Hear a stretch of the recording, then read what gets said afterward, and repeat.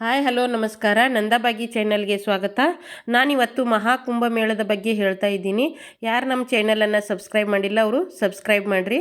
Bell icon ಬರ್ತದೆ, click ಮಾಡಿರಿ. All ಅಂತ ಕ್ಲಿಕ್ ಮಾಡಿರಿ. ಹೀಗೆ ಮಾಡೋದ್ರಿಂದ ನಾ ಹಾಕುವಂತಹ ಎಲ್ಲ ವಿಡಿಯೋಗಳು ನಿಮ್ಗೆ ಮೊದಲ ಬರ್ತಾವ. ಮಹಾಕುಂಭಮೇಳ. ಈ ಮಹಾಕುಂಭಮೇಳವು 144 ವರ್ಷಗಳಿಗೊಮ್ಮೆ ನಡೆಯುವ ಮಹಾಕುಂಭಮೇಳ ಇದಾಗಿದೆ. ಒಟ್ಟು 45 ದಿನ ನಡೆಯುವ ಉತ್ಸವವಾಗಿದೆ. 40 ಕೋಟಿಗೂ ಅಧಿಕ ಜನ ಪಾಲ್ಗೊಂಡು ಆಧ್ಯಾತ್ಮಿಕ ಮಹಾಸಾಗರದಲ್ಲಿ ಭಕ್ತಿಭಾವದಿಂದ ಮಿಂದೇಳಲಿದ್ದಾರೆ. ಈ ಮಹಾಕುಂಭಮೇಳವು ಜನವರಿ 13ರಿಂದ ಪ್ರಾರಂಭವಾಗಿ ಫೆಬ್ರವರಿ 26ಕ್ಕೆ ಮುಕ್ತಾಯವಾಗಲಿದೆ. ಒಟ್ಟು 45 ದಿನಗಳ ಉತ್ಸವವಾಗಿದೆ. ಗ್ರಹಮಂಡಲ ನಕ್ಷತ್ರಗಳ ಅಪರೂಪದ ಖಗೋಳ ಕೌತುಕದಲ್ಲಿ 144 ವರ್ಷಗಳಿಗೊಮ್ಮೆ ಮಹಾಕುಂಭಮೇಳ ನಡೆಯುತ್ತದೆ. ಗಂಗಾ, ಯಮುನಾ, ಗುಪ್ತಗಾಮಿನಿ, ಸರಸ್ವತಿ ನದಿಯ ಸಂಗಮವೇ ತ್ರಿವೇಣಿ ಸಂಗಮ, ಅದುವೇ ಪ್ರಯಾಗರಾಜ. ಇಲ್ಲಿ ಪವಿತ್ರ ಸ್ನಾನ ಮಾಡಿದರೆ ಪುಣ್ಯಪ್ರಾಪ್ತಿ ಆಗುತ್ತದೆ ಎಂಬುದು ಭಕ್ತರ ನಂಬಿಕೆ, ಅದುವೇ ಕುಂಭಮೇಳ. ಒಟ್ಟು 4 ವಿಧದ ಕುಂಭಮೇಳಗಳಿವೆ. ಕುಂಭಮೇಳ 4 ವರ್ಷಕ್ಕೊಮ್ಮೆ ನಡೆಯುತ್ತದೆ. ಅರ್ಧ ಕುಂಭಮೇಳ 6 ವರ್ಷಕ್ಕೊಮ್ಮೆ ನಡೆಯುತ್ತದೆ. ಪೂರ್ಣ ಕುಂಭಮೇಳ 12 ವರ್ಷಕ್ಕೊಮ್ಮೆ ನಡೆಯುತ್ತದೆ. ಮಹಾಕುಂಭಮೇಳ 144 ವರ್ಷಗಳಿಗೊಮ್ಮೆ ನಡೆಯುತ್ತದೆ. ಈಗ ನಡೆಯುತ್ತಿರುವುದು 144 ವರ್ಷಕ್ಕೊಮ್ಮೆ ನಡೆಯುವ ಮಹಾಕುಂಭಮೇಳವಾಗಿದೆ. ಕುಂಭಮೇಳದಲ್ಲಿ ಜರುಗುವ ಪ್ರಮುಖ ಅಮೃತ ಸ್ನಾನಗಳು: ಮಕರ ಸಂಕ್ರಾಂತಿ ಶಾಹಿ ಸ್ನಾನ ಜನವರಿ 14 ಮತ್ತು 15ರಂದು ನಡೆಯುತ್ತದೆ. ಮೌನಿ ಅಮಾವಾಸ್ಯೆ ಶಾಹಿ ಸ್ನಾನ ಜನವರಿ 29ರಂದು ನಡೆಯುತ್ತದೆ. ವಸಂತ ಪಂಚಮಿ ಶಾಹಿ ಸ್ನಾನ ಫೆಬ್ರವರಿ 3ರಂದು ನಡೆಯುತ್ತದೆ. ಮಾಘಪೌರ್ಣಿಮೆ ಶಾಹಿ ಸ್ನಾನ ಫೆಬ್ರವರಿ 12ರಂದು ನಡೆಯುತ್ತದೆ. ಮಹಾಶಿವರಾತ್ರಿ ಶಾಹಿ ಸ್ನಾನ ಫೆಬ್ರವರಿ 26ರಂದು ನಡೆಯುತ್ತದೆ. ಈ ತಿಥಿಗಳಂದು ಸಂಗಮದಲ್ಲಿ ಪುಣ್ಯ ಸ್ನಾನ ಮಾಡಿದರೆ ವಿಶೇಷ ಪುಣ್ಯ ಸಿಗುತ್ತದೆ. ಮಹಾಕುಂಭದ ಉದ್ದೇಶವೇನೆಂದರೆ ಧಾರ್ಮಿಕ ಆಧ್ಯಾತ್ಮಿಕ ಶುದ್ಧೀಕರಣ, ಪಾಪಗಳಿಂದ ಮುಕ್ತಿ ಪಡೆಯುವುದು, ಪವಿತ್ರ ಸ್ನಾನಗಳಿಂದ ಮೋಕ್ಷ ಗಳಿಸುವುದು, ಆಧ್ಯಾತ್ಮಿಕ ಜ್ಞಾನವನ್ನು ವೃದ್ಧಿಸಿಕೊಳ್ಳುವುದು ಆಗಿದೆ. ವಿಶ್ವದಲ್ಲೇ ಅತಿ ದೊಡ್ಡ ಧಾರ್ಮಿಕ ಉತ್ಸವ ಈ ಮಹಾಕುಂಭಮೇಳವಾಗಿದೆ. ಕುಂಭಮೇಳದ ಹಿನ್ನೆಲೆ: ವಿದ್ವಾಂಸರ ಪ್ರಕಾರ ಮಹಾಕುಂಭಮೇಳ ಸಂಪ್ರದಾಯ 850 ವರ್ಷಗಳ ಹಿಂದೆ ಪ್ರಾರಂಭವಾಯಿತು. ಮಹಾಕುಂಭಮೇಳದ ಮೊದಲ ಉಲ್ಲೇಖವು ಪ್ರಾಚೀನ ಶಾಸನಗಳಲ್ಲಿ ಕಂಡುಬರುತ್ತದೆ. ಕೆಲ ಗ್ರಂಥಕಥೆಗಳ ಪ್ರಕಾರ ಸಾಗರ ಮಂಥನದಿಂದ ಮಹಾಕುಂಭಮೇಳ ಪ್ರಾರಂಭವಾಯಿತು. ಸಮುದ್ರ ಮಂಥನದಿಂದ ಪಡೆದ ಅಮೃತ ಕಲಶದಿಂದ ಅಮೃತ ಬಿದ್ದ ಸ್ಥಳಗಳಲ್ಲೇ ಈ ಕುಂಭಮೇಳಗಳು ನಡೆಯುವ ಸ್ಥಳಗಳಾಗಿವೆ. ಅವು ಪ್ರಯಾಗರಾಜ, ಹರಿದ್ವಾರ್, ಉಜ್ಜಯಿನಿ, ನಾಸಿಕಗಳು. ಈ 4 ಸ್ಥಳಗಳಲ್ಲಿ ಕುಂಭಮೇಳವೊಂದು ಚಕ್ರದಲ್ಲಿ ನಡೆಯುತ್ತದೆ.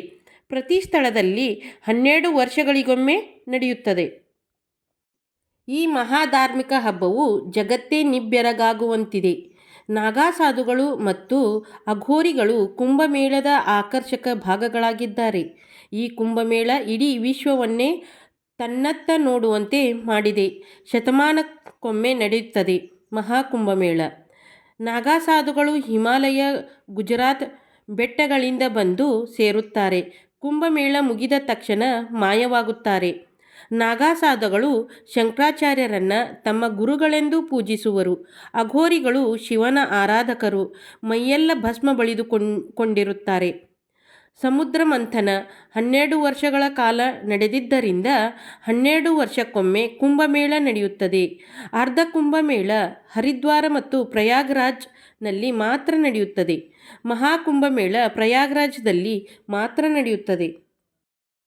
ಮಹಾಕುಂಭಮೇಳವು ಸಾಂಸ್ಕೃತಿಕ ವೈವಿಧ್ಯವನ್ನು ಸಾರುತ್ತದೆ.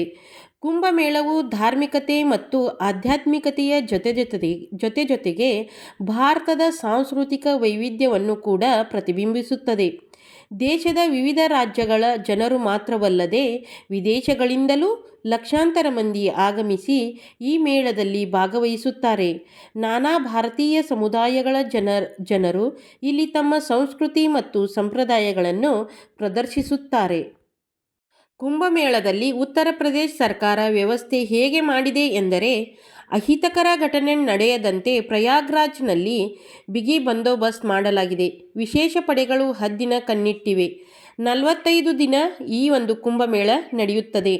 40 ಕೋಟಿ ಜನ ಭಾಗಿಯಾಗಿರುತ್ತಾರೆ. 1,500 ವಿಶೇಷ ರೈಲುಗಳ ಸಂಚಾರಿ ವ್ಯವಸ್ಥೆ ಮಾಡಲಾಗಿದೆ. 1.6 ಲಕ್ಷ ಟೆಂಟ್ಗಳಲ್ಲಿ ಭಕ್ತರ ವಾಸ್ತವ್ಯ ವ್ಯವಸ್ಥೆ ಮಾಡಲಾಗಿದೆ. 1.5 ಲಕ್ಷ ಪ್ರತ್ಯೇಕ ಶೌಚಾಲಯ ನಿರ್ಮಾಣ ಮಾಡಲಾಗಿದೆ. 50,000ಕ್ಕೂ ಹೆಚ್ಚು ನೀರಿನ ಸಂಪರ್ಕ ವ್ಯವಸ್ಥೆ ಮಾಡಲಾಗಿದೆ. 2,000 ಸೌರ ದೀಪಗಳ ಅಳವಡಿಸಲಾಗಿದೆ. 67,000 LED ದೀಪಗಳ ಅಳವಡಿಸಲಾಗಿದೆ. 56 ಸೈಬರ್ ವಾರಿಯರ್ಗಳ ಗಸ್ತು ಇದೆ. 400 ಸಿಬ್ಬಂದಿಗೆ ಧ್ವಂಸಕ ಕೃತ್ಯ ತಡೆ ತರಬೇತಿ ನೀಡಲಾಗಿದೆ. 2,750 CC ಕ್ಯಾಮೆರಾಗಳನ್ನು ಅಳವಡಿಸಲಾಗಿದೆ. 25,000 ಕಸದ ಡಬ್ಬಿಗಳ ಬಳಕೆ ಮಾಡಲಾಗಿದೆ. 15,000 ನೈರ್ಮಲ್ಯ ಕಾರ್ಮಿಕರನ್ನು ನೇಮಿಸಲಾಗಿದೆ. 160 ತ್ಯಾಜ್ಯ ನಿರ್ಮಾಣ ಘಟಕಗಳನ್ನು ಸ್ಥಾಪಿಸಲಾಗಿದೆ. 4,000 ಹೆಕ್ಟರ್ನಲ್ಲಿ ನಡೆಯುವ ಮೇಳ ಇದಾಗಿದೆ. 25 ವಲಯಗಳ ನಿರ್ಮಾಣ ಮಾಡಿದ್ದಾರೆ. 12 ಕಿಲೋಮೀಟರ್ ಸ್ನಾನ ಘಾಟ್ ಇದೆ. 1,100 ಯಜ್ಞ ಕುಂಡಗಳನ್ನು ಸ್ಥಾಪಿಸಲಾಗಿದೆ. 201 ರಸ್ತೆಗಳ ಅಗಲೀಕರಣಗಳನ್ನು ಮಾಡಲಾಗಿದೆ. 1,850 ಹೆಕ್ಟರ್ನಲ್ಲಿ ವಾಹನ ಪಾರ್ಕಿಂಗ್ ವ್ಯವಸ್ಥೆ ಮಾಡಲಾಗಿದೆ. ಕುಂಭಮೇಳ ಎಂಬ ಪ್ರತ್ಯೇಕ ಜಿಲ್ಲೆ ನಿರ್ಮಾಣ ಮಾಡಲಾಗಿದೆ. ಮೇಳದ ಸುಗಮ ನಿರ್ವಹಣೆಗೆ ಸರ್ಕಾರ ಪ್ರತ್ಯೇಕವಾಗಿ ಕುಂಭಮೇಳ ಜಿಲ್ಲೆ ರಚಿಸಿದೆ. ಈ ಜಿಲ್ಲೆ ಪ್ರಯಾಗ್ರಾಜ್ ನಗರ ಮತ್ತು ಸುತ್ತಲಿನ ಪ್ರದೇಶಗಳನ್ನು ಒಳಗೊಂಡಿದೆ. ಇದರ ಕೆಲಸ ಮೂಲಸೌಕರ್ಯಗಳನ್ನು ಅಭಿವೃದ್ಧಿಪಡಿಸುವುದು, ಭದ್ರತೆ ಒದಗಿಸುವುದು, ಭಕ್ತರಿಗೆ ಅಗತ್ಯ ಸೌಲಭ್ಯ ಕಲ್ಪಿಸುವುದು ಮೊದಲಾದ ಜವಾಬ್ದಾರಿಯನ್ನು ಜಿಲ್ಲಾಡಳಿತ ಹೊಂದಿದೆ. ಸ್ನಾನಘಟ್ಟಗಳ ನಿರ್ಮಾಣ. ಭಕ್ತರು ಗಂಗೆಯಲ್ಲಿ ಸ್ನಾನ ಮಾಡಲು 8 ಕಿಲೋಮೀಟರ್ ನದಿ ತೀರದಲ್ಲಿ 30 ಘಾಟ್ ನಿರ್ಮಿಸಿದ್ದಾರೆ. 12 ಕಿಲೋಮೀಟರ್ ಉದ್ದದ ನದಿ ತೀರದಲ್ಲಿ ತಾತ್ಕಾಲಿಕ ಘಾಟ್ ನಿರ್ಮಿಸಲಾಗಿದೆ. ಸ್ನಾನಕ್ಕೆ ಅನುಕೂಲವಾಗುವಂತೆ ಮೆಟ್ಟಿಲುಗಳನ್ನು ರಚಿಸಲಾಗಿದೆ. ಬಟ್ಟೆ ಬದಲಾಯಿಸಲು ಕೊಠಡಿ ನಿರ್ಮಿಸಲಾಗಿದೆ. 10,000 ಎಕರೆ ಜಾಗದಲ್ಲಿ ಎಲ್ಲ ರೀತಿಯ ವಸತಿ ವ್ಯವಸ್ಥೆ ಮಾಡಲಾಗಿದೆ. ಆಸ್ಪತ್ರೆಗಳನ್ನು ನಿರ್ಮಿಸಿ 400 ಡಾಕ್ಟರ್ಗಳನ್ನು ಮತ್ತು 1,000 ನರ್ಸ್ಗಳನ್ನು ನೇಮಿಸಲಾಗಿದೆ. ಕುಂಭಮೇಳವನ್ನು ಯುನೆಸ್ಕೋ ತನ್ನ ವಿಶ್ವ ಪಾರಂಪರಿಕ ಸ್ಥಳ ಎಂದು ಗುರುತಿಸಿದೆ. 1,600 ಕೋಟಿ ಖರ್ಚು ಮಾಡಿದೆ. 90,000 ಪೊಲೀಸರನ್ನು ನೇಮಿಸಿಕೊಂಡಿದೆ. 52 ಪೊಲೀಸ್ ಸ್ಟೇಷನ್ ತೆರೆದಿದ್ದಾರೆ. 1 ಕಿಲೋಮೀಟರ್ಗೆ 20 ಪೊಲೀಸರಿದ್ದಾರೆ. ಸೈಬರ್ ಅಪರಾಧ ತಡೆಯಲು ಸೈಬರ್ ಕೇಂದ್ರ ತೆರೆಯಲಾಗಿದೆ. 40 ಕೋಟಿ ಜನ 45 ದಿನಗಳ ಕಾಲ ಕುಂಭಮೇಳದಲ್ಲಿ ಭಾಗವಹಿಸುತ್ತಾರೆ. ಇದು ಅಮೆರಿಕ ಜನಸಂಖ್ಯೆಯ 1.5 ಪಟ್ಟು ಹೆಚ್ಚು. ಅಷ್ಟು ಜನ ಭಾಗವಹಿಸುವ ಜಗತ್ತಿನ ಅತಿ ದೊಡ್ಡ ಜಾತ್ರೆ ಇದಾಗಿದೆ.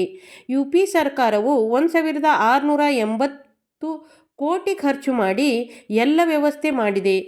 ಖುದ್ದು ಪ್ರಧಾನಿ ಯೋಗಿ ನೇತೃತ್ವದಲ್ಲಿ ನಡೆದು ಇತಿಹಾಸ ಸೃಷ್ಟಿಯಾಗುತ್ತಿದೆ.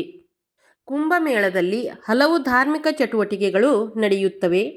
ಭಜನೆ, ಕೀರ್ತನೆ, ಪ್ರವಚನ, ಯೋಗ ಮತ್ತು ಧ್ಯಾನದಂತಹ ಧಾರ್ಮಿಕ ಚಟುವಟಿಕೆಗಳು ಕುಂಭಮೇಳದಲ್ಲಿ 1 ತಿಂಗಳಿಗಿಂತಲೂ ಹೆಚ್ಚು ಕಾಲ ನಿರಂತರವಾಗಿ ನಡೆಯುತ್ತವೆ.